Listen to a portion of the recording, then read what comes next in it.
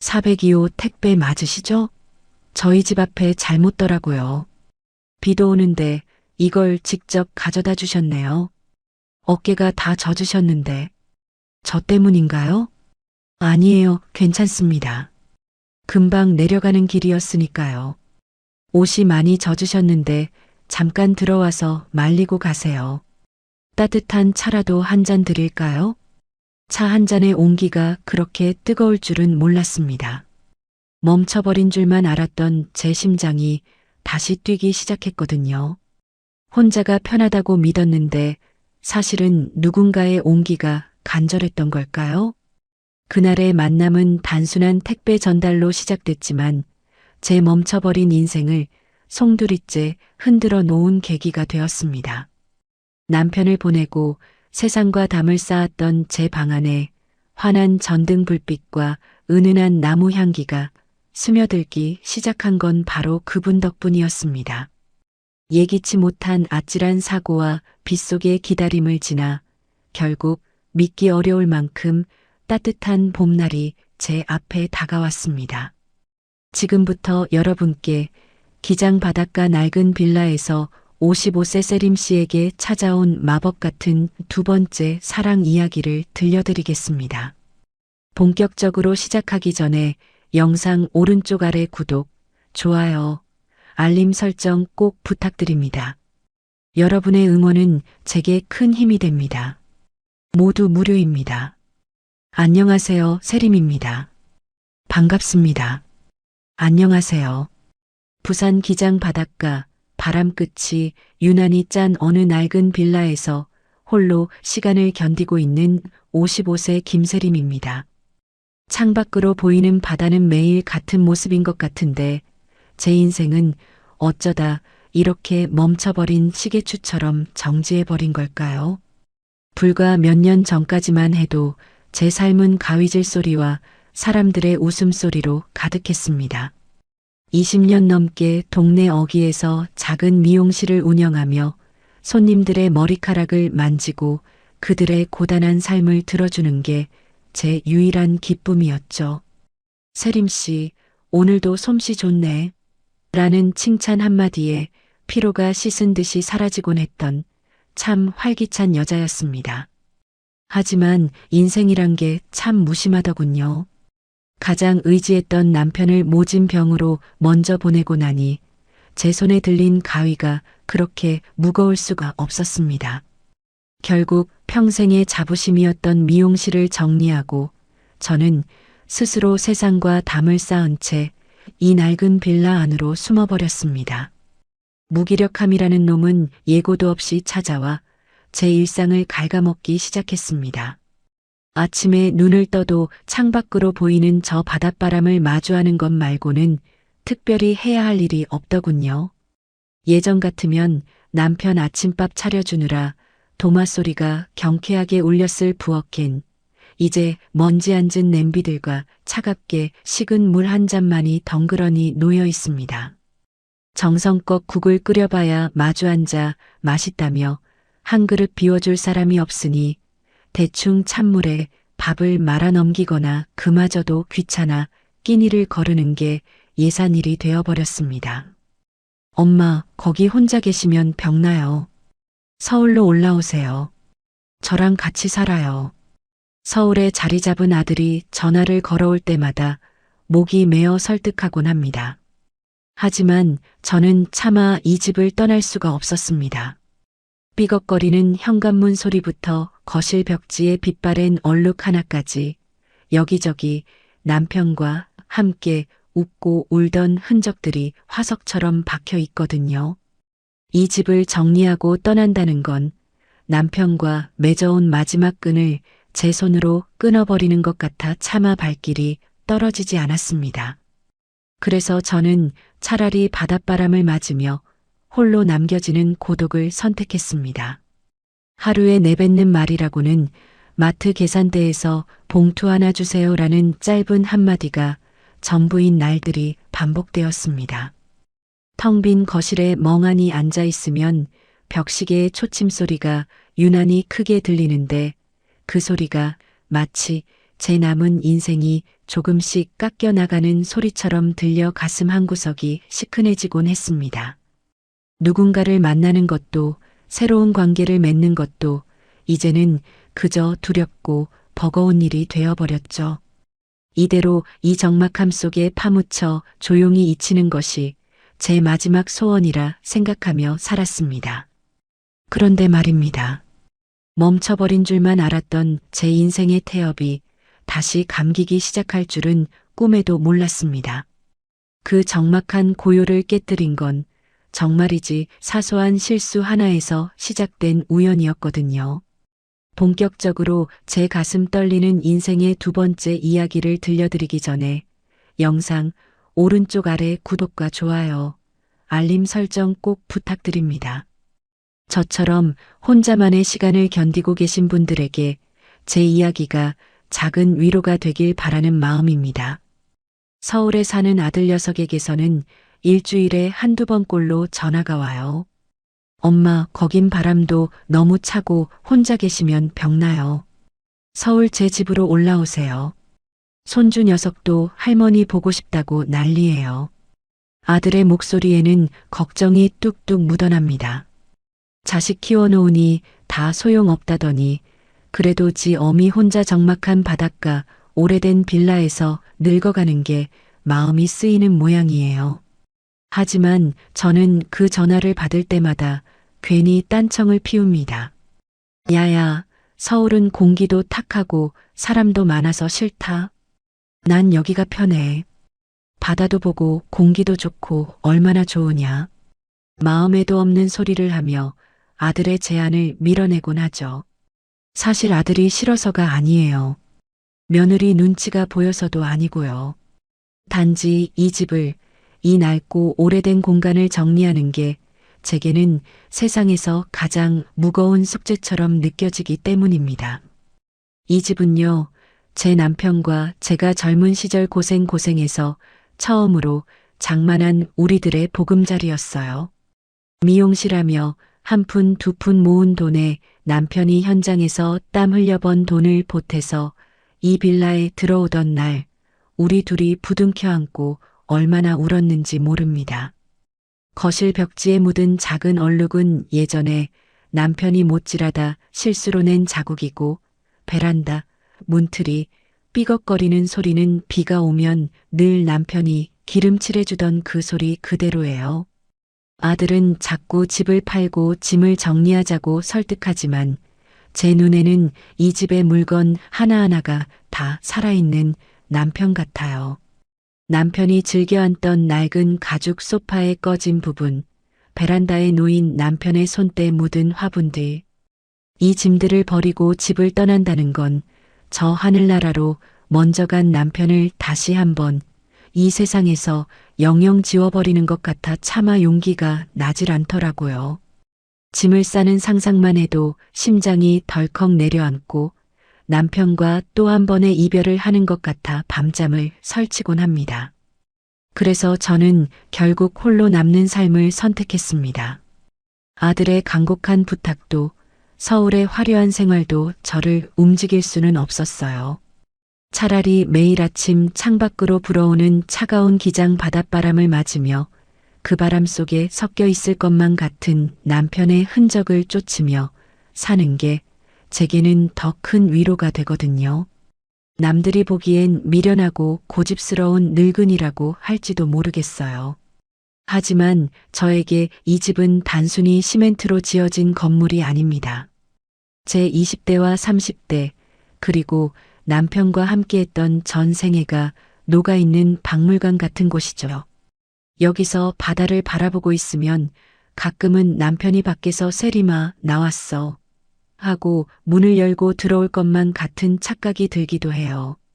그 짧은 착각 하나를 붙잡고 저는 오늘도 이 텅 빈 거실을 지킵니다. 그렇게 아들을 보내고 나면 집안은 다시 지독한 적막에 휩싸입니다. 아들이 다녀간 자리에 남은 온기도 금세 식어버리고 다시 나 혼자뿐인 현실이 파도처럼 밀려오죠. 대화할 상대도 마주 앉아 웃어줄 사람도 없는 이 공간에서 제 하루는 점점 더 단순해지고 더 조용해져만 갔습니다. 그런데 그 적막함이 깊어질수록 제 마음속에는 이상한 그림자가 드리우기 시작했어요. 해야 할 일도 가야 할 곳도 없는 매일매일이 반복되면서 저는 점차 더 깊은 어둠 속으로 가라앉고 있었거든요. 여러분, 아침에 눈을 떴을 때 세상 천지에 나를 찾는 사람 하나 없고 내가 해야 할 일이라곤 단 하나도 없는 그 기분을 아시나요? 예전 미용실을 할 때는 아침 7시만 되면 눈이 번쩍 떠졌어요. 원장님, 나 오늘 중요한 모임 있는데 머리 좀 예쁘게 해줘. 하며 문을 두드리던 단골 손님들, 파마 약 냄새 섞인 공기 속에서 나누던 정겨운 수다들. 그때는 그게 참 고달프다 생각했는데 지금 생각하니 그 소음들이 제 삶을 지탱해 주던 생명줄이었더라고요. 이제 제 아침은 지독하리만큼 고요합니다. 눈을 떠도 서두를 이유가 전혀 없어요. 거실로 나가면 남편과 함께 앉아 두런두런 이야기를 나누던 그 낡은 식탁이 저를 맞이합니다. 하지만 그 위엔 온기라고는 한 점도 없어요. 예전엔 남편 국그릇에 김이 모락모락 올라오는 걸 보며 간이 어때요? 묻기도 하고 남편이 오늘도 수고해 세리마하며 제 어깨를 툭 쳐주던 그 짧은 찰나가 제 하루의 원동력이었는데 지금은 텅 빈 의자만 마주보며 미지근한 물 한 잔으로 속을 달래는 게 전부입니다. 그렇게 텅 빈 거실에 멍하니 앉아 있다 보면 어느새 정오가 지나고 해가 뉘엿뉘엿 지고 있어요. 하루 종일 제 입에서 나가는 소리라곤 깊은 한숨 소리뿐입니다. 누군가와 말을 섞지 않으니 목소리는 점점 잠기고 제 마음의 문도 덧문까지 꽉 닫아걸게 되더라고요. 가끔 복도에서 이웃들이 날씨 좋네요. 세림씨하고 인사를 건네와도 저는 그저 어색하게 고개만 까닥이고는 도망치듯 집 안으로 들어와 버립니다. 사람들과 섞여 웃고 떠드는 그 활기찬 에너지가 저에게는 마치 맞지 않는 옷처럼 불편하고 낯설게 느껴지기 시작한 거죠. 내가 여기서 뭘 하고 있는 걸까? 거울 속에 비친 제 모습은 예전에 생기 넘치던 미용실 원장이 아니었어요. 눈빛은 흐릿해지고 말수는 사라진 그저 시간이 흘러가기만을 기다리는 그림자 같은 여자일 뿐이었죠. 관계라는 게 참 무서워요. 한번 멀어지기 시작하니 세상 밖으로 발을 내딛는 게 천근만근 무겁게만 느껴지더라고요. 저는 그렇게 스스로를 이 좁은 빌라라는 감옥 속에 가두고 세상과의 모든 선을 끊어버린 채 무채색의 하루하루를 버텨내고 있었습니다. 하지만 여러분, 하늘이 정해준 인연이라는 게 정말 있긴 한가 봐요. 그렇게 세상과 담을 쌓고 죽은 듯이 지내던 저에게 도저히 피할 수 없는 아주 작은 사건 하나가 찾아왔거든요.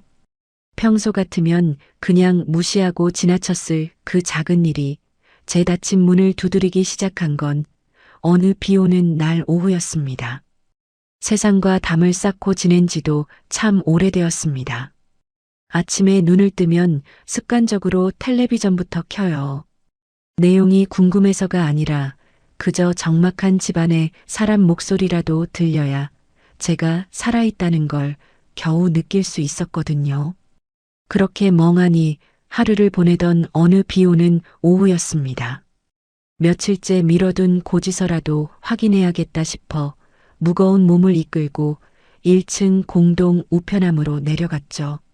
수북이 쌓인 광고 전단과 고지서들 사이로 유독 눈에 띄는 상자 하나가 제 우편함 칸에 억지로 끼워져 있더라고요. 어머, 이게 뭐지? 난 주문한 게 없는데. 의아한 마음에 상자를 꺼내 들여다보니 제 이름이 아니었어요. 받으시는 분 성함에 정우진이라고 낯선 이름이 적혀 있고 주소는 402호라고 선명하게 쓰여 있더군요. 저희 집이 302호니까 바로 위층분의 물건이 배달 사고로 제 칸에 들어온 모양이었어요. 예전에 저였다면 아이고, 택배 기사님이 바쁘셨나 보네. 하며 시원시원하게 웃으며 바로 올라갔을 텐데 지금의 저는 그 작은 상자 하나를 들고 한참을 망설였습니다. 누군가와 마주쳐야 한다는 사실이 그 짧은 대화조차 너무나 큰 짐처럼 느껴졌거든요. 그냥 경비실에 맡길까 아니면 우편함 위에 올려두고 도망치듯 올라올까? 수만 가지 생각이 머릿속을 스쳐 지나갔습니다. 하지만 비가 점점 거세지는 걸 보니 밖에 그냥 두었다간 상자가 다 젖어버릴 것 같더라고요. 결국 저는 큰 결심이라도 한 듯 상자를 가슴에 꼭 안고 계단을 오르기 시작했습니다. 한 계단, 한 계단 올라갈 때마다 심장이 왜 그렇게 두근거리는지 402호 문 앞에 서서 배를 누르기 직전까지도 몇 번이나 되돌아가고 싶은 마음뿐이었죠. 심호흡을 크게 하고 조심스럽게 초인종을 눌렀습니다. 계세요? 아래층 사람인데요. 잠시 후 안에서 도어락 풀리는 소리가 들리더니 문이 천천히 열렸습니다. 그곳에는 58세쯤 되어 보이는 아주 차분하고 조용한 인상의 남자가 서 계셨어요. 눈빛이 참 맑으면서도 어딘가 깊은 사연이 있어 보이는 분이었죠. 나중에 알게 된 사실이지만 그분은 나무를 만지는 목공일을 하시는 정우진 씨라는 분이었어요. 거실 안쪽으로 살짝 보이는 나무 향과 은은한 톱밥 가루들이 그분의 삶을 대변해주는 듯 했죠. 이게 저희 집 우편함에 잘못 들어가 있더라고요. 402호 정우진 씨 택배 맞으시죠? 저는 바닥만 보며 떨리는 목소리로 상자를 내밀었습니다. 타인과 눈을 맞추는 게 얼마만인지 모르겠어요. 제 손은 비에 살짝 젖어 있었고 오랜만에 내뱉는 목소리는 갈라져서 어색하기 짝이 없었죠. 그런데 그분 정우진 씨가 상자를 받으며 내뱉은 첫마디가 제 꽁꽁 얼어붙었던 마음 구석을 툭 건드리는 게 아니겠어요? 그분은 당황해하는 저를 물끄러미 바라보시더니 상자를 받기도 전에 제 젖은 어깨부터 살피시더라고요. 그 눈빛이 너무 따뜻해서 저는 저도 모르게 고개를 들어 그분의 얼굴을 정면으로 바라보고 말았습니다. 택배 상자를 내미는 제 손이 미세하게 떨리고 있었어요. 비에 젖은 어깨가 차갑게 식어가는 것도 모른 채 그저 이 상황을 빨리 끝내고 도망치듯 제 집으로 내려가고 싶은 마음뿐이었죠. 그런데 상자를 받아든 우진 씨가 문을 활짝 열어주며 낮게 말씀하시더라고요. 어머, 옷이 다 젖으셨네요. 저 때문에 비까지 맞으시고 미안해서 어쩌죠. 저는 괜찮다고 금방 내려가면 된다고 손사래를 쳤어요. 타인의 시선이 닿는 게 누군가의 관심 속에 들어가는 게 너무나 오랜만이라 몸이 먼저 거부 반응을 일으킨 거죠. 하지만 우진 씨는 참 차분하고도 단단한 분이었어요. 제 당황스러운 기색을 눈치채셨는지 전혀 부담스럽지 않은 목소리로 다시 한번 권하시더라고요. 잠깐 들어와서 빗물 좀 닦고 가세요. 따뜻한 차 한 잔 내어드릴게요. 비가 그치려면 시간이 좀 걸릴 것 같네요. 그 자연스러운 이끌림에 저는 저도 모르게 홀린 듯 거실 안으로 발을 들이고 말았습니다. 문이 닫히고 복도의 서늘한 공기가 차단되자마자 제 온몸을 감싸는 건 아주 깊고 진한 나무 향이었어요. 집안 곳곳에 정성스레 깎아 만든 듯한 목공예품들이 놓여 있었고 텔레비전 소리 대신 잔잔한 라디오 소리가 흐르고 있었죠. 남편을 보낸 뒤 제가 잊고 지냈던 사람 사는 집의 냄새와 온기가 그곳에 가득했습니다. 우진 씨는 깨끗한 수건 한 장을 건네주며 주방으로 향하셨어요. 그냥 맹물보다는 생강차가 좋겠지요? 몸을 좀 데워야 감기에 안 걸리실 텐데. 주방에서 달그락거리는 소리가 들려오는데 그 소리가 왜 그렇게 눈물겹게 들리던지요. 누군가 나를 위해 물을 끓이고 내 건강을 걱정하며 차를 준비해주는 이 사소한 일상이 저에게는 마치 전설 속 이야기처럼 멀게만 느껴졌던 일이었거든요. 잠시 후 김이 모락모락 나는 찻잔이 제 앞에 놓였습니다. 조심스럽게 잔을 감싸주니 손바닥을 타고 전해지는 뜨끈한 온기가 얼어붙었던 제 심장까지 녹여주는 것 같았어요. 우진 씨는 마주 앉아 억지로 대화를 이끌어내려 하지 않았습니다. 그저 창밖의 빗소리를 함께 들으며 조용히 차를 마셔주셨죠. 그 침묵이 어색하지 않았어요. 오히려 텅 빈 제 거실에서 느끼던 그 지독한 적막과는 전혀 다른 아주 포근하고 든든한 정적이었답니다. 나무 향이 참 좋네요. 제 입에서 나간 이 짧은 한마디가 얼마 만에 느껴보는 대화였는지 모릅니다. 우진 씨는 부드럽게 웃으며 나무에 얽힌 소소한 이야기들을 들려주셨고, 저는 그분의 차분한 목소리를 들으며 묘한 편안함을 느꼈습니다. 남편을 잃은 뒤 다시는 타인에게 마음의 곁을 내어주지 않을 거라 다짐하며 꽁꽁 싸매왔던 제 마음의 빗장이 아주 미세하게, 정말 아주 미세하게 덜컥거리며 열리기 시작한 순간이었죠. 차를 다 마시고 일어서는 길, 문 밖까지 배웅해 주시는 그분의 뒷모습을 보며 저는 생각했습니다. 내일도 비가 왔으면 좋겠다는 정말 말도 안 되는 철부지 같은 생각을요. 누군가의 온기가 이토록 그리웠다는 걸 저는 그날 우진 씨의 집에서 마신 차 한 잔을 통해 비로소 깨닫게 된 것이죠. 우진 씨의 집에서 따뜻한 차 한 잔을 마시고 내려온 그날 밤, 참 이상하죠? 평소 같으면 파도 소리조차 버겁게 들리던 적막한 방 안이 그날은 왠지 모르게 포근하게 느껴지더라고요. 코끝에 남은 은은한 나무 향 때문이었을까요? 아니면 제 젖은 어깨를 살피던 그분의 사려 깊은 눈빛 때문이었을까요? 남편을 보내고 나서 제 마음속 방마다 굳게 채워두었던 자물쇠들이 아주 조금씩 삐걱거리며 헐거워지는 기분이 들었습니다. 그날 이후로 제 일상에는 아주 작지만 분명한 변화가 생기기 시작했습니다. 예전에는 우편물을 확인하러 내려가거나 쓰레기를 버리러 나갈 때 혹시라도 이웃과 마주칠까봐 모자를 푹 눌러 쓰고 땅만 보고 걸었거든요. 그런데 이제는 현관문을 열 때마다 저도 모르게 아주 잠깐 위층 계단 쪽을 흘끗 바라보게 되더라고요. 혹시 그분을 마주치지 않을까 하는 마음이 제 무채색 같던 하루에 아주 옅은 분홍빛 물감을 떨어뜨린 것 같았죠.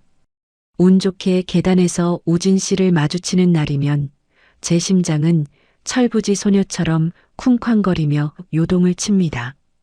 우진 씨는 늘 변함없는 그 차분한 미소로 먼저 인사를 건네주세요. 안녕하세요, 세림 씨.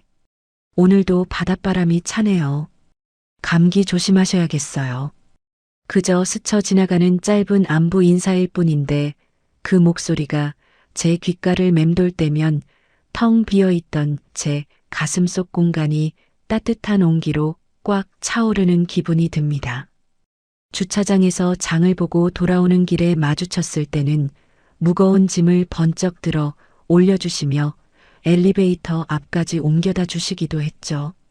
에구, 제가 해도 되는데 하며 미안해하는 저에게 우진 씨는 나무 만지는 사람이라 힘쓰는 건 자신 있습니다. 사양 마세요. 라며 넉살 좋게 웃어 보이셨어요. 20년 넘게 미용실을 하며 손님들의 고단함을 닦아주기만 했던 제가 누군가에게 대가 없는 배려를 받는다는 게 이렇게나 뭉클한 일인지 예전엔 미처 몰랐습니다. 하루에 단 몇 마디, 길어야 1분도 안 되는 짧은 대화들.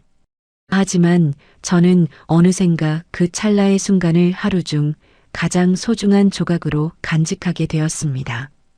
아침에 눈을 뜨면 오늘은 어떤 인사를 나누게 될까 하는 기대감이 생겼고 거울을 한 번 더 보며 흐트러진 머리칼을 정리하는 제 자신을 발견하곤 깜짝 놀라기도 했죠. 누군가와 연결되어 있다는 느낌, 나를 알아봐주는 이웃이 있다는 사실이 이토록 삶의 의지를 불러일으키는 것인지 정말 꿈에도 몰랐답니다. 무기력하게 침대에 누워 바다만 바라보던 시간들이 조금씩 줄어들고 저는 이제 우진 씨와 나눌 내일의 인사를 준비하며 잠자리에 듭니다. 남편과의 이별 후 멈춰버렸던 제 인생의 시계추가 우진 씨라는 따뜻한 태엽을 만나 아주 천천히 하지만 힘차게 다시 움직이기 시작한 것이죠. 그런데 말입니다. 그저 인사만 나누던 사이였던 저희 관계가 조금 더 깊은 속마음을 나누게 되는 결정적인 계기가 찾아오게 됩니다. 바로 우진 씨의 그 투박한 손끝에서 피어나는 나무 냄새 가득한 공간, 그곳에서 말이죠. 인생이란 게 참 얄궂지요. 조금 살만하다 싶으면 꼭 어디 한 군데가 고장이 나니까요. 우진 씨와 인사를 나누며 마음의 빗장을 조금씩 풀고 있던 어느 늦은 저녁이었습니다. 평소처럼 거실에 앉아 낡은 앨범을 넘겨보고 있는데 갑자기 머리 위 전등이 기분 나쁜 소리를 내며 깜빡거리기 시작하더라고요. 그러더니 퍽 하는 소리와 함께 온 집안이 칠흑 같은 어둠 속으로 잠겨버렸습니다. 어머 세상에, 이 밤중에 갑자기 왜 이래? 당황한 저는 더듬거리는 손으로 휴대폰 손전등을 켰습니다. 예전 같으면 남편이 세리마 비켜봐. 내가 금방 고쳐줄게 하며 뚝딱뚝딱 해결했을 일인데 이제는 이 작은 전구 하나 나간 것도 저에게는 거대한 벽처럼 느껴지더군요. 차단기를 내려다봐도 뭐가 뭔지 도통 알 수가 없고 관리사무소는 이미 퇴근한 시간이라 연락도 닿지 않았습니다. 텅 빈 집안에 어둠이 내려앉으니 그동안 애써 눌러왔던 외로움과 무력감이 다시 파도처럼 밀려왔습니다. 나 혼자선 전구 하나도 제대로 못 바꾸는구나 싶은 자괴감에 눈시울이 시큰해졌죠. 결국 답답한 마음에 현관문을 열고 복도로 나섰습니다. 혹시나 우리 집만 그런 건지 아니면 아파트 전체가 정전인 건지 확인하고 싶었거든요. 그런데 마침 위층에서 작업복 차림의 우진 씨가 내려오고 계신 게 아니겠어요? 우진 씨는 휴대폰 불빛에 의지에 서 있는 저를 보고 깜짝 놀라며 멈춰 섰습니다. 세림 씨, 무슨 일이세요? 집안이 왜 이렇게 캄캄합니까? 저는 창피한 마음을 무릅쓰고 사정을 설명했습니다. 전등이 갑자기 나갔는데 어떻게 해야 할지 모르겠다고요. 우진 씨는 제 말이 끝나기도 전에 부드럽게 웃으며 대답하셨습니다. 아이고, 고생하셨네요. 제가 목공일을 하지만 전기도 기본적인 건 좀 만질 줄 압니다. 실례가 안 된다면 제가 잠시 봐드릴까요? 순간 저는 망설여졌습니다. 아무리 안면을 텄다 해도 혼자 사는 여자의 집에 늦은 시간 남자를 들인다는 게 선뜻 용기가 나지 않았거든요. 남편이 떠난 뒤로 이 집은 저만의 성역이었고 누군가의 발자국이 닿는 것조차 조심스러웠으니까요. 하지만 우진 씨의 눈빛은 그날 차를 내어줄 때처럼 여전히 맑고 정직했습니다. 무엇보다 이 막막한 어둠 속에서 저를 건져줄 유일한 손길이라는 생각에 저는 조심스럽게 고개를 끄덕였습니다. 번거롭게 해드려 정말 죄송해요. 부탁 좀 드릴게요. 제 허락이 떨어지자 우진 씨는 집 안으로 들어와 능숙하게 차단기함을 살피고 의자를 가져와 전등갓을 열었습니다. 어둠 속에서 우진 씨의 실루엣을 바라보고 있으니 묘하게 남편의 뒷모습이 겹쳐 보이기도 하더군요. 누군가 내 공간의 불편함을 해결해 주려 애쓰는 모습, 그 든든한 등판이 주는 위안이 이토록 큰 것인지 정말 오랜만에 다시 느꼈습니다.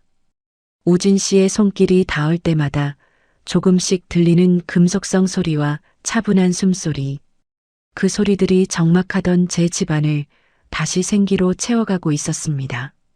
저는 그가 작업을 마칠 때까지 숨을 죽인 채 그 뒷모습을 지켜보았습니다. 낯설지만 따뜻한 이 감정이 단순히 정구가 고쳐지길 기다리는 마음 때문인지 아니면 제 삶에 찾아온 이 낯선 방문객 때문인지 알 수 없었죠. 그렇게 한참을 씨름하던 우진 씨가 자, 이제 들어올 겁니다 하고 외치시는 순간 눈부신 빛이 거실을 가득 채웠습니다. 눈이 시릴 정도로 환한 불빛이 거실을 가득 채우는 순간 저도 모르게 아 하고 탄성을 내뱉었습니다. 칠흑 같은 어둠 속에 갇혀 있을 때는 이 집이 세상에서 가장 차갑고 무서운 감옥 같았는데 전등 하나 켜졌다고 금세 온기가 도는 것 같더라고요. 의자 위에서 조심스럽게 내려온 우진 씨는 소매로 이마에 땀을 닦으며 씩 웃어 보이셨습니다. 됐습니다. 전선 연결이 조금 헐거워져서 쇼트가 났었네요. 이제 걱정 안 하셔도 됩니다. 능숙하게 연장을 챙기는 그분의 손길은 참 투박하면서도 믿음직스러웠습니다. 미안하고 고마운 마음에 어쩔 줄 몰라 하는 저에게 우진 씨는 도리어 제 마음을 꿰뚫어 보기라도 한 듯 나직한 목소리로 말씀하셨죠. 혼자 살다 보면 이런 사소한 고장 하나도 참 크게 느껴지곤 하지요. 세상 천지에 나 혼자 남겨진 것 같고 당장 내일은 또 무슨 일이 터질까 겁도 나고 저도 처음엔 그랬거든요. 혼자라는 게 익숙해지기까지 참 오래 걸립디다. 그 담담한 말 한마디가 제 가슴팍을 툭 치고 들어왔습니다. 아, 이분도 나처럼 혼자만의 긴 터널을 지나오셨구나 하는 동질감과 함께 오랫동안 잊고 지냈던 묘한 감정이 소용돌이치기 시작했어요. 남편이 떠난 뒤로 저는 늘 나 혼자 감당해야 해, 누구에게도 짐이 되지 말아야 해라며 스스로를 채찍질하며 살았거든요. 그런데 오늘 제 머리 위를 밝혀준 이 불빛처럼 누군가 곁에 있다는 사실만으로도 세상이 이렇게 달라 보일 수 있다는 걸 다시금 깨달았습니다. 누군가 내 집에 고장 난 곳을 살펴주고 내 불안한 마음을 말없이 토닥여주는 느낌. 20년 넘게 미용실 의자에 앉은 손님들의 머리칼을 만지며 그들의 이야기를 들어주기만 했던 제가 정작 제 이야기는 누구에게도 꺼내놓지 못한 채 골마가고 있었다는 걸 비로소 알게 된 거죠. 우진 씨가 건넨 건 단순한 수리 기술이 아니라 꽁꽁 얼어붙어 있던 제 일상에 던져진 작은 온기였습니다. 우진 씨, 정말 고마워요. 전등뿐만 아니라 제 마음까지 밝아진 것 같아요. 수줍게 건넨 제 인사에 우진 씨는 그저 묵묵히 고개를 끄덕이셨습니다. 그분의 배려에는 생색도 부담도 없었어요. 그저 같은 아픔을 겪어본 사람만이 가질 수 있는 깊고 그윽한 이해심이 깔려 있었죠.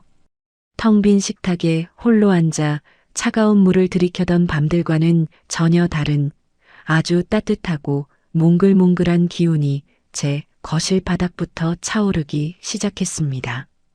우진 씨를 배웅하고 다시 혼자 남은 거실은 전보다 훨씬 넓고 환해 보였습니다. 전등빛 아래 비친 남편의 사진 속 웃음도 왠지 전보다 덜 슬퍼 보였고요. 이제는 어둠이 찾아와도 예전처럼 무섭지 않을 것 같다는 근거 없는 자신감마저 생기더라고요. 누군가 위층에 살고 있고 내가 힘들 때 손을 뻗으면 닿을 수 있는 거리에 사람이 있다는 것. 그 당연한 사실이 제게는 기적 같은 위로가 되었습니다. 그런데 그날 밤 잠자리에 들려던 제 머릿속에 문득 한 가지 생각이 스쳤습니다. 우진 씨는 아까 나무 만지는 사람이라고 했었죠.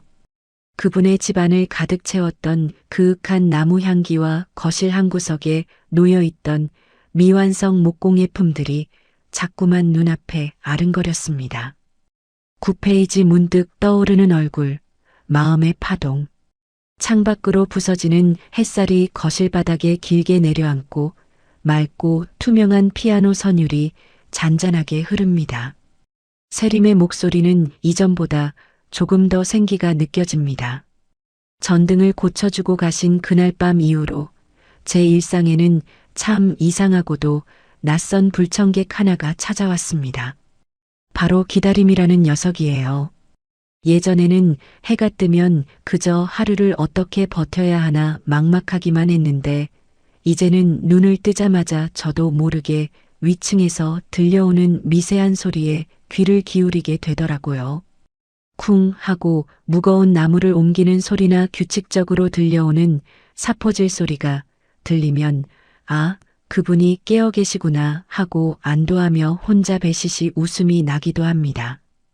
커피를 마시다가도 창밖의 바다를 보다가도 문득문득 우진 씨의 그 투박한 손길과 낮게 깔리던 목소리가 떠올라요. 혼자 살면 이런 일이 더 크게 느껴지지요라며 제 마음을 어루만져 주던 그 담담한 위로가 제 귓가에 자꾸만 맴돕니다. 단순한 고마움이라고 생각하려 애써봤지만 시간이 갈수록 그 감정은 제 마음 한구석에서 조금씩 더 커다란 덩어리로 자라나고 있었습니다. 누군가를 다시 보고 싶다는 생각, 그 사람과 조금 더 긴 대화를 나누고 싶다는 욕심, 이런 감정들이 20년 넘게 미용실 가위질만 하며 앞만 보고 달려온 저에게, 그리고 남편을 보내고 세상을 등졌던 저에게 다시 찾아올 줄은 정말 꿈에도 몰랐습니다. 거울 앞에 서서 제 얼굴을 찬찬히 들이다보니 어느새 푸석하던 피부에 조금은 화색이 도는 것 같기도 하고 엉망으로 묶었던 머리카락도 괜히 한 번 더 정성스레 빚어 넘기게 되더군요. 나도 참 나이 50 중반의 주책바가지처럼 왜 이럴까? 혼잣말로 스스로를 타박해보지만 올라가는 입꼬리는 감출 수가 없었습니다. 이건 단순히 외로움을 달래줄 누군가가 필요해서가 아니었어요. 메마른 땅에 단비가 내리듯 우진 씨라는 사람이 제 삭막했던 삶에 던져준 그 온기가 너무나 소중해서 그 온기를 조금 더 오래 간직하고 싶다는 아주 간절한 소망이었죠. 그분은 지금 무엇을 하고 계실까? 어제 고쳐준 전등은 잘 들어오는지 물으러 한 번 더 내려와 주시지는 않을까? 이런 어린애 같은 상상을 하며 하루를 보내는 제 모습이 낯설면서도 싫지 않았습니다. 오히려 정지해버렸던 제 인생의 시계가 다시 째깍째깍 소리를 내며 힘차게 돌아가는 기분이 들어서 가슴 한쪽이 벅차오르기까지 했답니다. 하지만 마음이 커질수록 두려움도 함께 자라났습니다. 제가 먼저 다가가도 괜찮은 걸까요?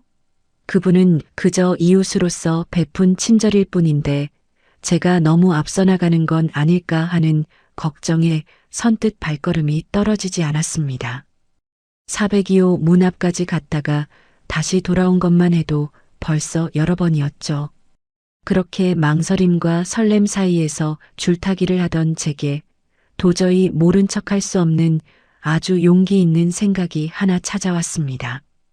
감사의 인사를 핑계 삼아 제가 가장 잘하는 것으로 보답을 해드리면 어떨까 하는 생각이었죠. 우진 씨가 저에게 밝은 빛을 선물해 주셨으니 저도 그분의 고단한 하루에 작은 위로가 될 만한 무언가를 드리고 싶었습니다. 사람 마음이라는 게 참 간사하지요.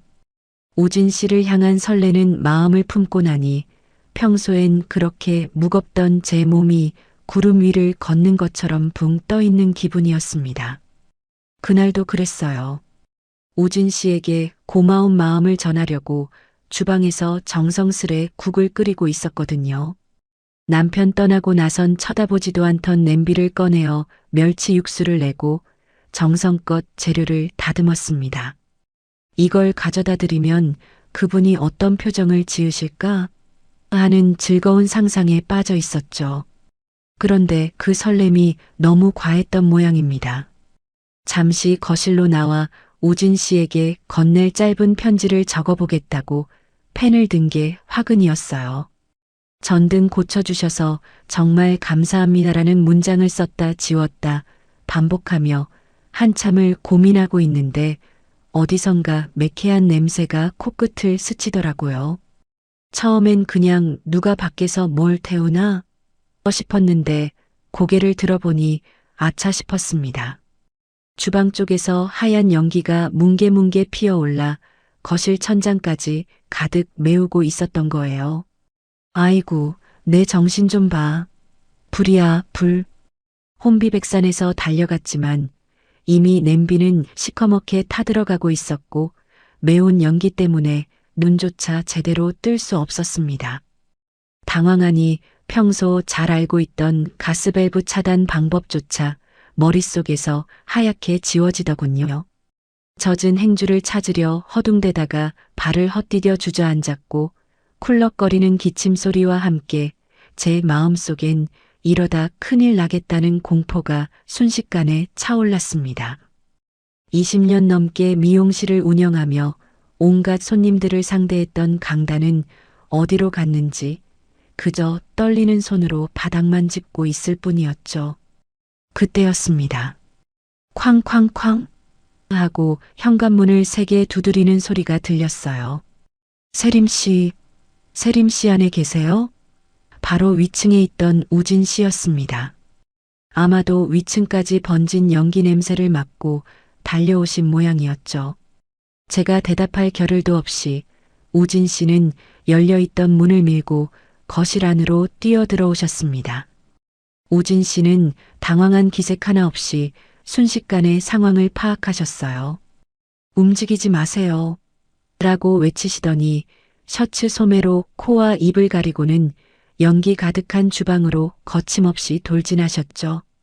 능숙한 손놀림으로 가스밸브를 잠그고 타오르던 냄비를 개수대로 옮겨 찬물을 확 끼얹으시더군요. 치익하는 소리와 함께 자욱했던 연기가 한풀 꺾이고 나서야 우진 씨는 주방 창문을 활짝 열어 환기를 시키기 시작하셨습니다. 바닥에 주저앉아 덜덜 떨고 있는 저에게 우진 씨가 다가오셨습니다. 어디 다친 데는 없으세요? 많이 놀라셨죠? 그분의 목소리는 조금 거칠었지만 그 안에는 저를 향한 깊은 걱정이 가득 담겨 있었습니다. 제 손을 조심스럽게 잡아 일으켜 세워주시는데 그 투박한 손바닥에서 전해지는 온기가 차갑게 식어버렸던 제 심장을 다시 뛰게 만들더라고요. 우진 씨, 제가 너무 미련해서 정말 죄송해요. 면목이 없어 고개를 숙인 저에게 우진 씨는 도리어 누구나 그럴 수 있습니다. 혼자 계시다 보면 더 당황하는 법이죠. 이제 괜찮아요. 다 해결됐습니다라며 다독여 주셨습니다. 연기 때문에 눈물이 핑 도는 건지 아니면 이 막막한 순간에 제 곁을 지켜준 그분의 존재가 너무나 고마워서 눈물이 나는 건지 알 수 없었습니다. 그저 그분의 넓은 어깨 뒤로 보이는 서서히 걷히기 시작한 연기 너머의 풍경이 제 인생에 찾아온 또 다른 희망처럼 보였을 뿐입니다. 하지만 이 아찔한 사건은 여기서 끝이 아니었습니다. 우진 씨가 연기를 빼내고 집안을 정리해 주시는 동안 거실 테이블 위에 놓여있던 그 편지가 제 눈에 들어왔거든요. 매캐한 연기가 거실 가득 차올랐을 때 제 머릿속은 그저 하얗게 비워져 있었습니다. 이제 정말 끝이구나. 나 혼자 이 집에서 이렇게 허무하게 가버리는구나 싶은 공포가 발끝부터 차갑게 올라왔거든요. 그런데 그 절망적인 순간에 제 이름을 부르며 달려온 우진 씨의 목소리는 마치 깊은 늪에서 저를 끌어올려주는 튼튼한 밧줄 같았습니다. 우진 씨는 능숙하게 탄 냄비를 치우고 주방 창문을 활짝 열어젖히셨어요. 세림 씨, 정신 차리세요. 이제 괜찮습니다. 불은 다 꺼졌어요. 그분의 목소리는 다급한 상황 속에서도 흐트러짐 없이 차분했습니다. 저는 바닥에 주저앉아 연기 때문에 붉어진 눈을 비비며 쿨럭거리고 있었죠. 우진 씨는 제 곁으로 다가와 찬물 한 잔을 건네주며 제가 진정될 때까지 묵묵히 등을 토닥여 주셨습니다. 그 투박한 손길이 닿는 곳마다 이상하게도 떨리던 심장이 조금씩 자리를 잡아가더라고요. 혼자 계실 때는 더 각별히 조심하셔야 합니다. 가스레인지 켜두고 깜빡하는 거, 그게 정말 위험하거든요.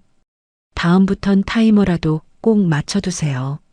우진 씨는 거실 소파에 저를 앉혀두고는 엉망이 된 주방 바닥을 닦고 그 으름이 묻은 타일들을 정리하기 시작하셨습니다. 제가 직접 하겠다고 몇 번이나 일어서려 했지만 우진 씨는 지금은 좀 쉬셔야 합니다. 이런 건 제가 금방 치워요라며 저를 다시 앉히셨죠.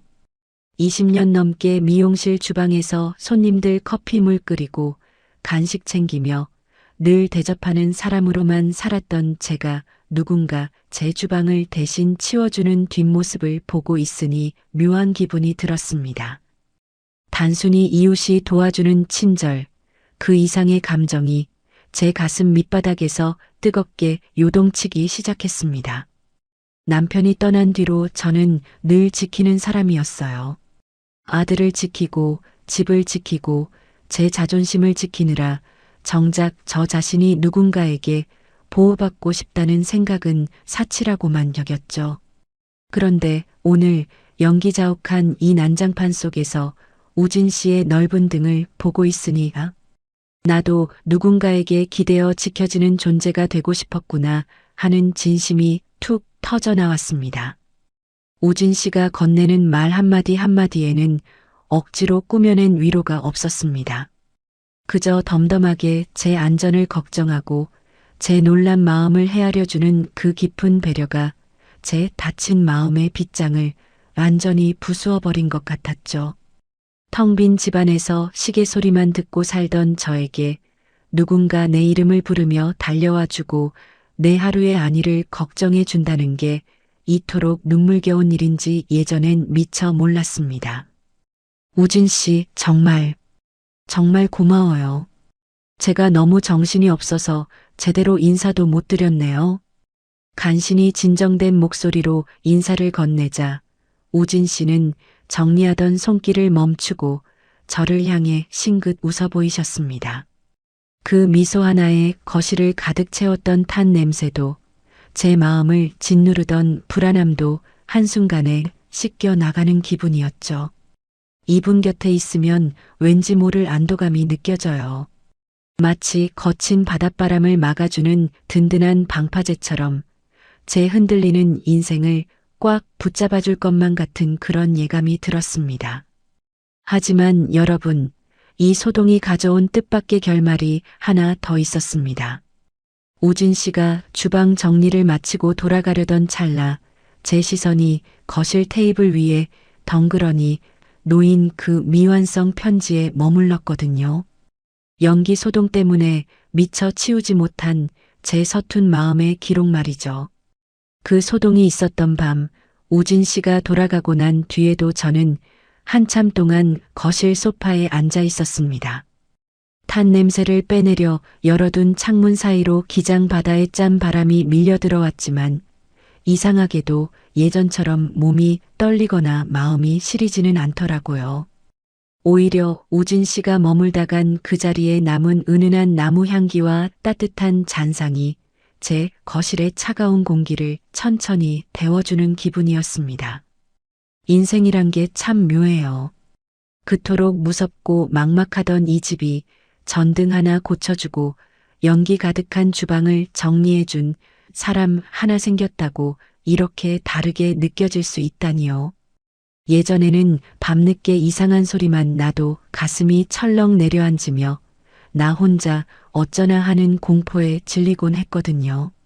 그런데 이제는 무슨 일이 생기면 저도 모르게 위층을 먼저 떠올리게 됩니다. 나에게는 우진 씨가 있지, 손을 뻗으면 닿을 거리에 그분이 계셔. 이 믿음 하나가 제 삶의 밑바닥을 얼마나 단단하게 지탱해 주는지 모릅니다. 이제 제 일상은 서서히 아주 기분 좋게 변하기 시작했습니다. 아침에 눈을 뜨면 가장 먼저 하는 일이 텔레비전을 켜는 게 아니라 베란다 창문을 열고 위층에서 들려오는 소리에 귀를 기울이는 거예요. 드르륵 하고 나무를 깎는 기계 소리가 들리면 아, 오늘도 그분은 활기차게 하루를 시작하시는구나 하며 저도 덩달아 기운을 냅니다. 무기력하게 물 한 잔으로 때우던 아침 식사도 이제는 제법 정성스레 챙겨 먹게 되었고요. 언젠가 그분께 맛있는 식사 한 끼 대접하고 싶은 마음에 요리책을 뒤적이며 새로운 메뉴를 고민하는 시간도 생겼답니다. 엄마, 요즘 목소리가 부쩍 좋아지셨네요? 무슨 좋은 일이라도 있으세요? 서울에 있는 아들에게서 걸려온 전화에도 예전처럼 짜증 섞인 목소리로 난 괜찮다고 끊지 않게 되더라고요. 응, 여기 위층에 참 좋은 분이 사셔. 덕분에 엄마 마음이 많이 편해졌단다. 라고 솔직하게 털어놓는 제 모습에 아들도 안심하는 눈치였습니다. 타인과의 관계를 끊고 고립을 자처했던 제가 이제는 누군가와 연결되어 있다는 이 충만한 느낌을 즐기게 된 거죠. 우진 씨는 제게 단순한 이웃, 그 이상의 존재가 되었습니다. 위급한 순간 가장 먼저 떠오르는 구원자이자 텅 빈 제 집안의 온기를 채워주는 난로 같은 존재랄까요? 그분이 제 곁에 있다는 사실만으로도 20년 넘게 미용실을 하며 치열하게 살다 지쳐버린 제 영혼이 비로소 안식처를 찾은 것만 같았습니다. 이제는 바닷바람이 불어와도 창문을 굳게 닫지 않아요. 그 바람 속에 섞여 있을지도 모를 우진 씨의 나무 향기를 조금이라도 더 느끼고 싶으니까요. 그렇게 저는 조금씩 아주 천천히 세상 밖으로 다시 걸어나갈 준비를 하고 있었습니다. 혼자라는 지독한 외로움에 익숙해지는 대신 누군가와 함께한다는 그 벅찬 설렘에 익숙해지기로 마음먹은 거죠. 하지만 여러분, 제 삶에 찾아온 이 작은 기적이 여기서 멈출 리 없겠죠? 어느 날 오후 우진 씨가 작업실에서 저를 조심스럽게 부르시더라고요. 세림 씨, 잠시 위로 좀 올라와 보실래요? 보여드릴 게 있는데. 기장의 날씨는 참 종잡을 수가 없어요.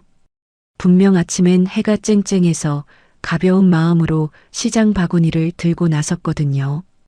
우진 씨에게 대접할 신선한 나물이며 생선 몇 마리를 사서 돌아오는 길이었는데 갑자기 하늘이 낮게 내려앉더니 양동이로 들이붓는 듯한 자대비가 쏟아지기 시작하더라고요.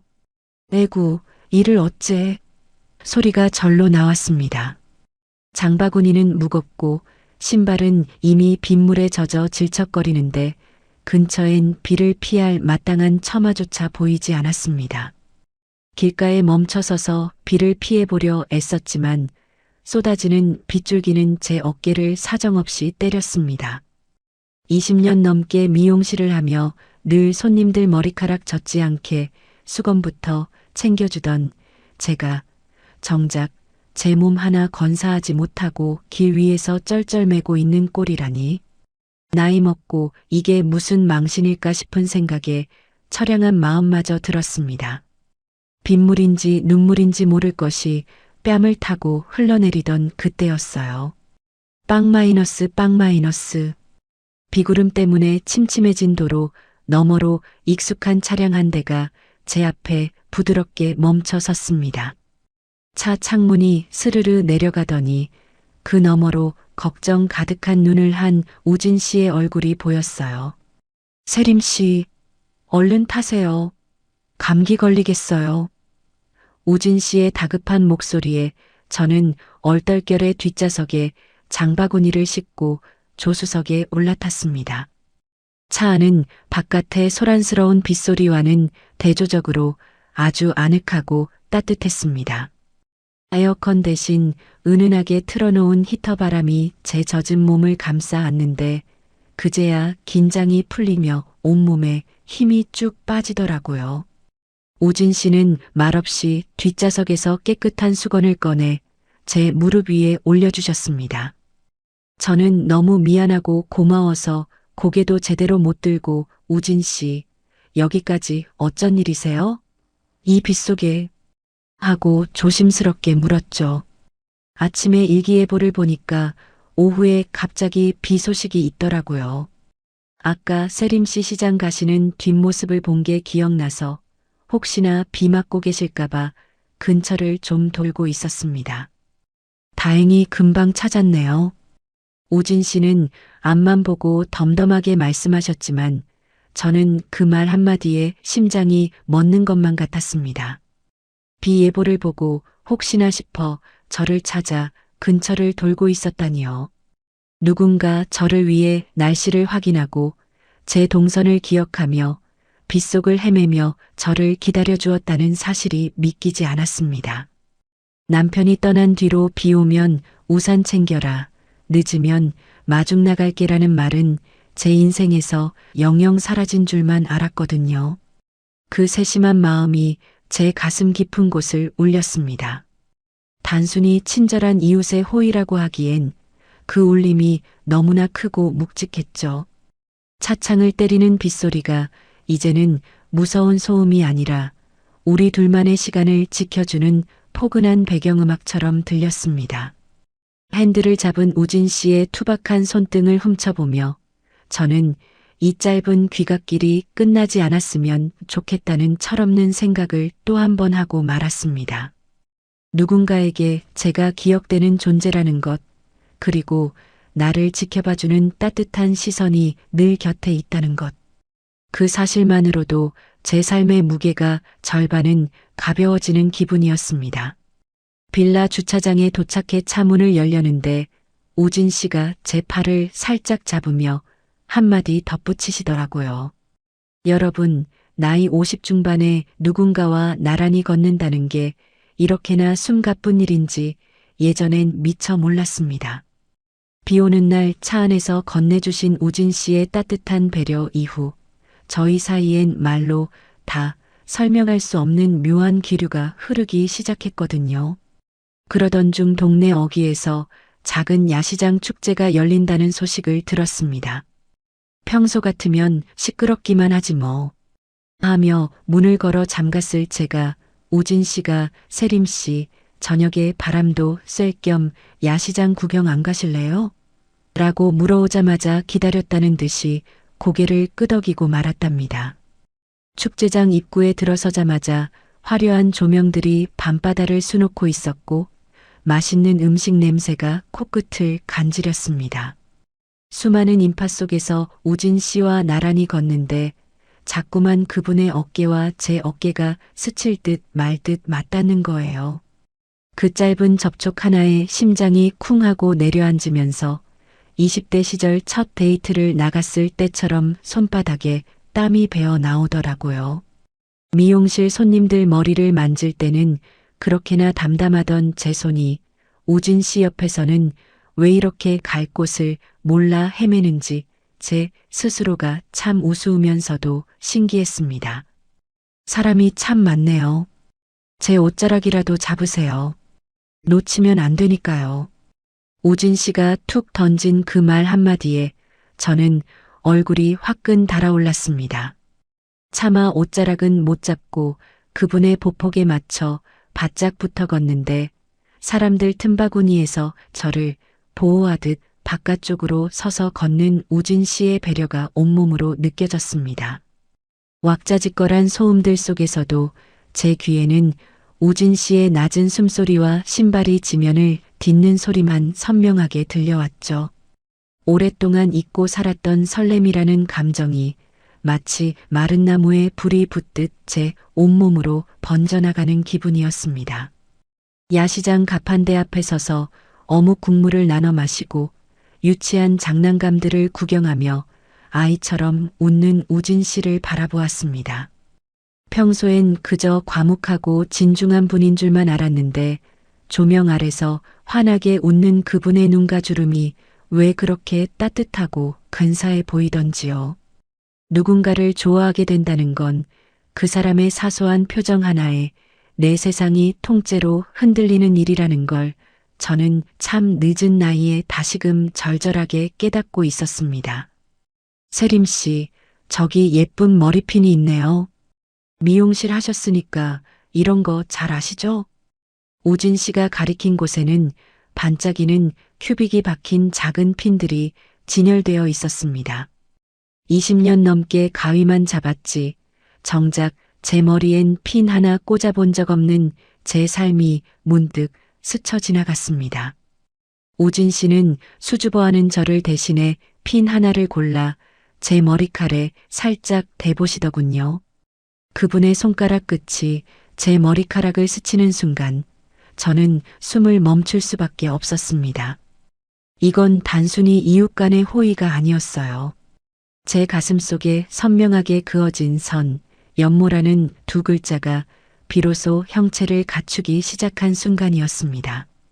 사람들 사이를 헤치며 걷던 그 밤, 야시장의 불빛은 제 인생에서 가장 찬란한 조명처럼 느껴졌습니다. 남편을 보내고 이제 내 인생에 남자는 없다고 단언하며 쌓아 올렸던 높은 성벽이 우진 씨라는 사람의 따뜻한 눈빛 한 번에 힘없이 무너져 내리고 있었죠. 누군가를 다시 기다리게 되고 그 사람의 목소리에 가슴 떨려 하는 이 기적 같은 변화가 무서우면서도 한편으론 너무나 소중해서 눈물이 핑 돌기도 했습니다. 하지만 여러분, 야시장의 화려한 축제는 끝이 났지만 저희 두 사람의 이야기는 이제 막 진짜 시작을 향해 달려가고 있었습니다. 집으로 돌아오는 길, 정적만이 감도는 밤거리에서 우진 씨가 갑자기 걸음을 멈추고 저를 정면으로 바라보셨거든요. 야시장의 화려한 불빛을 뒤로하고 우진 씨와 나란히 걷는 집으로 돌아오는 길, 밤 공기는 차가웠지만 제 가슴속은 마치 뜨거운 난로를 품은 듯 훈훈했습니다. 402호와 302호, 계단 몇 개만 오르면 각자의 문 뒤로 사라져야 하는 이 짧은 거리 위에서 저는 문득 멈춰 섰습니다. 그리고는 제 그림자 옆에 가지런히 놓인 우진 씨의 그림자를 가만히 내려다보았죠. 아, 내 시간이 다시 흐르고 있구나. 남편을 병으로 먼저 보내고 미용실 문을 걸어 잠갔던 그날, 제 인생의 시계추는 영원히 멈춰버린 줄만 알았습니다. 낡은 빌라 구석에서 바닷바람만 맞으며 그저 남은 생이 모래시계의 모래알처럼 빠져나가기만을 기다렸던 저였으니까요. 누군가를 다시 마음에 들인다는 것, 누군가의 목소리에 귀를 기울이고 그 사람의 안부를 걱정한다는 건 제게 허락되지 않은 사치라고만 생각했습니다. 하지만 우진 씨라는 투박하고도 따뜻한 존재가 제 멈춰있던 태엽을 조금씩 아주 천천히 감아주었습니다. 배달 사고로 잘못 찾아온 작은 택배 상자 하나, 비 오는 날 건네준 따뜻한 생강차 한 잔, 전등을 고쳐주며 건넨 담담한 위로, 그리고 시장톤 빗속에서 저를 기다려준 그 세심한 마음까지, 그 사소한 우연들이 층층이 쌓여 제 굳게 닫혔던 마음의 빗장을 녹여버린 것이죠. 우진 씨를 바라보며 저는 비로소 깨달았습니다. 인생이란 건 한 번의 커다란 상실로 끝나는 책이 아니라 언제든 새로운 장을 넘길 수 있는 여백 가득한 공책이라는 것을요. 20년 넘게 다른 이들의 머리칼을 만지며 그들의 인생을 다듬어주던 제가 이제는 제 자신의 인생을 다시 예쁘게 빗어 넘길 용기를 얻게 된 것입니다. 우진 씨, 저 사실 오랫동안 세상과 담을 쌓고 살았어요. 그런데 요즘은 내일 아침이 오는 게 무섭지 않네요. 고마워요. 제 곁에 나타나 주셔서. 수줍게 건넨 제 고백에 우진 씨는 말없이 제 손을 가만히 맞잡아 주셨습니다. 그분의 손바닥에서 전해지는 단단한 온기는 이제 혼자가 아니니 걱정 말라는 100마디 말보다 더 깊은 울림으로 다가왔습니다. 이제 저는 더 이상 바닷바람을 맞으며 홀로 남겨지는 삶을 두려워하지 않습니다. 오히려 그 바람을 타고 찾아올 우진 씨와의 소소한 일상들, 함께 마실 차 한 잔과 나눌 저녁 식사를 꿈꾸며 설레는 마음으로 내일을 기다립니다. 인생의 황혼 문턱에서 다시 찾아온 이 떨림이 누군가에겐 낯설게 보일지 모르겠습니다. 하지만 우연한 만남이 작은 배려를 만나고 그 배려가 진심 어린 마음으로 이어질 때 우리 인생에는 언제든 두 번째 봄이 찾아올 수 있다는 걸 저는 이제 믿습니다. 저처럼 마음의 문을 닫고 혼자만의 겨울을 견디고 계신 분들이 있다면 제 이야기가 아주 작은 햇살 한 줌이 되었으면 좋겠습니다. 여러분, 기장 바닷가 세림 씨의 긴 이야기가 드디어 마침표를 찍게 되었네요. 멈췄던 시간이 다시 흐르기 시작한 제 인생의 두 번째 사랑 이야기. 어떻게 들으셨나요? 제 이야기가 여러분의 가슴에 작은 온기를 남겼다면 영상 오른쪽 아래의 구독과 좋아요, 그리고 알림 설정까지 꼭 부탁드립니다. 여러분의 따뜻한 관심이 제가 다음 이야기를 써내려가는데 정말 큰 힘이 된답니다. 혹시 여러분도 인생의 어느 순간 예상치 못한 우연으로 삶이 바뀐 경험이 있으신가요? 아니면 지금 누군가에게 전하고 싶은 따뜻한 안부가 있으신가요? 댓글로 여러분의 소중한 사연을 들려주세요. 하나하나 소중히 읽으며 함께 마음을 나누고 싶습니다. 저는 다음에 더 가슴 뭉클하고 진솔한 이야기로 다시 찾아오겠습니다. 긴 시간 함께 해주셔서 정말 감사합니다. 오늘도 사랑하는 사람과 따뜻한 밤 보내시길 바랍니다.